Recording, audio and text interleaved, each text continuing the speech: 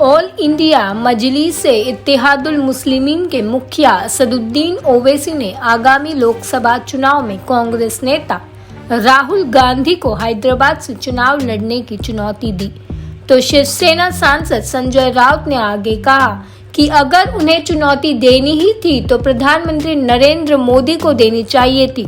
राहुल गांधी तो देश के सर्वमान्य नेता हो गए हैं।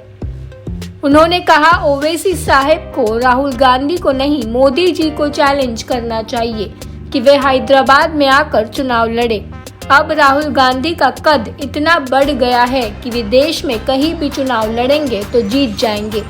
ओवैसी जी को समझना चाहिए कि देश में क्या चल रहा है। उनको मोदी जी को चैलेंज देना चाहिए।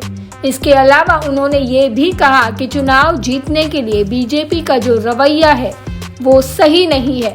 संविधान, कानून, नियम की धज्जियां उड़ाकर ये संसद चलाते हैं। दरअसल असदुद्दीन ओवैसी अपने संसदीय क्षेत्र में एक सभा को संबोधित कर रहे थे।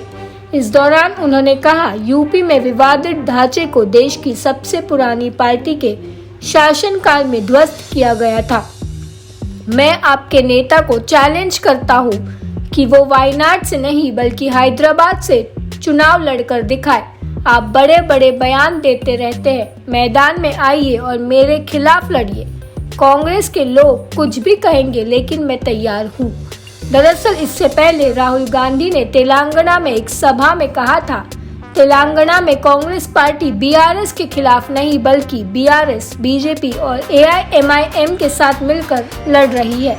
वो खुद को अलग अलग पार्टियां भले ही कहे लेकिन एकजुट होकर काम किया जा रहा है। उन्होंने तो यहाँ तक दावा कर दिया था कि सीएम के चंद्रशेखर राव और असदुद्दीन ओवैसी के खिलाफ कोई सीबीआई और ईडी की जांच नहीं चल रही, क्योंकि प्रधानमंत्री नरेंद्र मोदी उन्हें अपना मानते हैं।